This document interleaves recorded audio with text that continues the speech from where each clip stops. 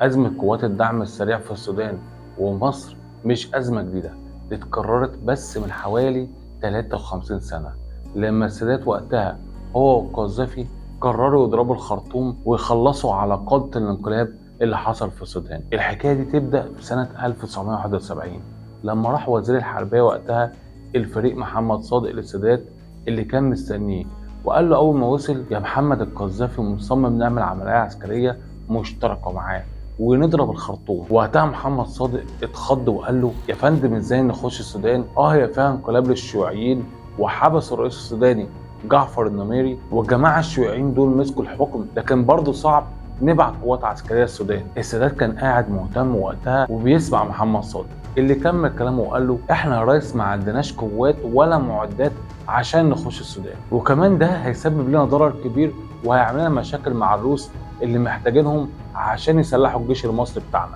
السادات رد وقتها بحسم وقال له: بص يا محمد، انا ماليش دعوه، روح اتفاهم يا محمد مع معمر القذافي واتفق معاه، واللي اتفقوا عليه اعملوه.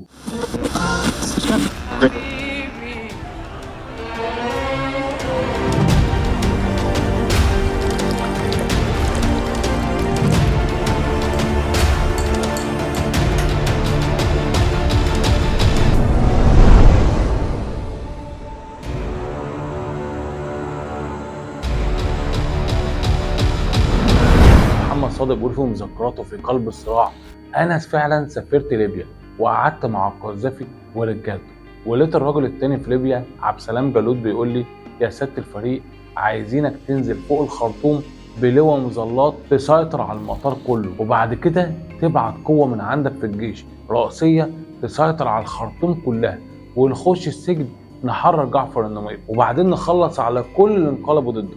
محمد صادق وقتها بيقول: انا استغربت الكلام ده وحسيته كلام ساذج ما يتردش عليه، لكن قلت لجلود صعب نعمل كده، احنا لو عملنا كده هيخلصوا على النميري من قبل ما نوصل، لكن في خطه بديله. الانقلاب دول لهم قاده رئيسيين في لندن ولازم يرجعوا الخرطوم عشان ينضموا لزميلهم، والفريق ده لو ما جاش الانقلاب يصل، فمفيش قدامنا غير خطه واحده: هم هيستخدموا طيارات مدنيه من لندن للخرطوم. وفعلا بعد التحري عرف محمد صادق والقذافي ان قادة الانقلاب دول لازم لما يسافروا من لندن هيعدوا على بنغازي، واتحطت الخطه واتنفذت. ولما طياره قاده الانقلاب عدت على سما بنغازي طلعت الطياره الليبيه المقاتله تابعه للقذافي، امرت الطيار انه ينزل الناس اللي معاه، وفعلا نزل الناس اللي معاه ومسك الليبيين بعض القاده السودانيين، وعلى طول محمد صادق رجع القاهره وبسرعه بلغ القوات السودانيه اللي بتأيد النميري وكان بتتمركز في السودان: خشوا فورا على الخرطوم،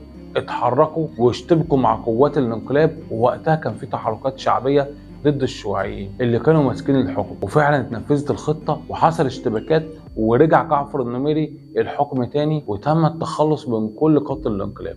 لكن الروس وقتها اتهموا مصر انها دخلت الخرطوم بقوات جويه وضربت اماكن تمركز قوات الانقلاب وحرروا النميري. لكن السؤال: هل ممكن يتكرر اللي عملته مصر في السودان سنه 1971 تاني سنة 2024؟ وهل فعلا مصر ضربت قوات الدعم السريع في الخرطوم؟ وهل فعلا قائد القوات دي حميدتي ورجالته ممكن فعلا يضربوا السد العالي زي ما هددوا؟ وايه دخل الامارات والشيخ محمد زايد باللي بيحصل في السودان؟ خلينا اشرح لك في الاول ايه اسباب الصراع، بس نرجع بالتاريخ ليوم 13 ابريل 2023 لما خرج الجيش السوداني ببيان وقال: يا جماعة، قوات الدعم السريع بقيادة حمدان دوجلو أو المعروف بحميدتي بتعمل تمركزات وتحركات مريبة في العاصمة وبتعمل تعبئة، وده في الخرطوم ومدن سودانية كتير، وشكلها بتخطط لصراع مسلح وانقلاب طويل جدا، وده نتيجة خلافات بين الجيش السوداني والدعم السريع على خطط دمجهم جوه صفوف الجيش. لأن قوات الدعم السريع دي عملها الرئيس السوداني السابق عمر البشير واداها سلطة ووضع، وبقت جيش موازي للجيش السوداني. فلما حصلت الثورة على عمر البشير حب الجيش السوداني يدمج الميليشيا دي جواه، فانقلبت على الجيش السوداني زي ما انقلبت على عمر البشير.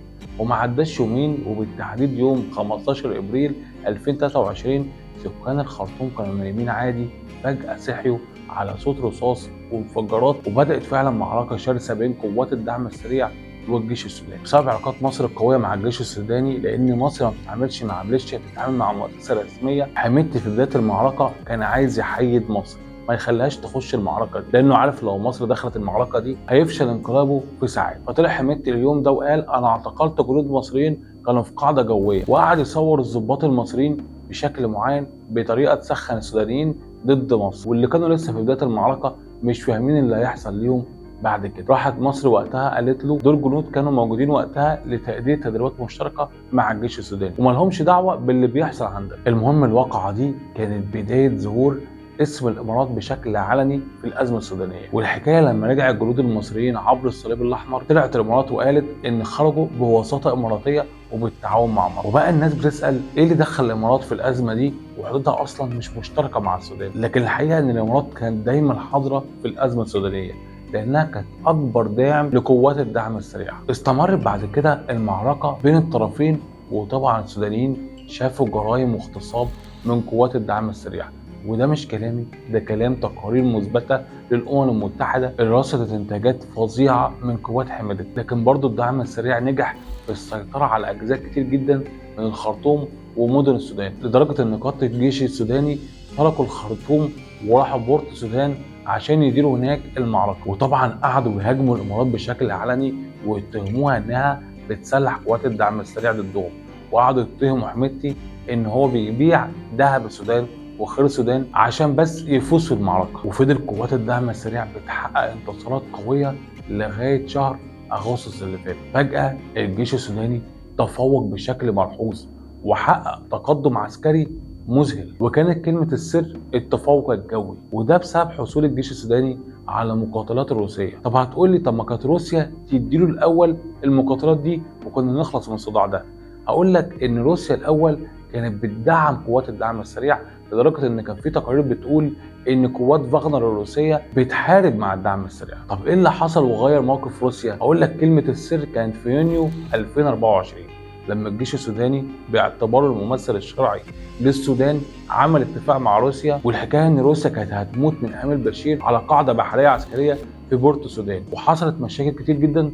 روسيا ما حققتش الحلم الا ان الجيش السوداني عقد اتفاق معاها يعملوا لهم قاعده عسكريه، فروسيا مقابل ده اديتهم طيارات جويه مقاتله. وكمان البرهان او الجيش السوداني عمل صفقه مع الصينيين وخد منهم طيارات. وعايز اقول لك في العلوم العسكريه ان اللي بيتفوق جويا هو الاكثر حظا في الانتصار، وده اللي حصل مع الجيش السوداني لما بدأ سلسله عنيفه من شن غارات جويه على قوات الدعم السريع في الخرطوم، وحصل خسائر كبيره جدا في سوريا، لدرجه ان حميدتي وقتها ما كانش عارف يعمل ايه، فخرج في بيان رسمي وطلع رغم اختفائه شهور وقال ان مصر شاركت في ضرب قواته بالطيران الجوي. لكن مصر وقتها طلعت بيان رسمي ووصفته لاول مره بقائد الميليشيا وقالت احنا مالناش دعوه بالكلام ده، بل بالعكس احنا حاولنا نعمل مفاوضات سلام بينك وبين البرهان في الجيش السوداني لكنك رفضت. فحميدتي ما يسكتش، طلع وقال انا همنع تصدير اي منتجات سودانيه لمصر. طب السودان بتصدر ايه لمصر؟ السودان بتصدر سلع زراعيه وحيوانيه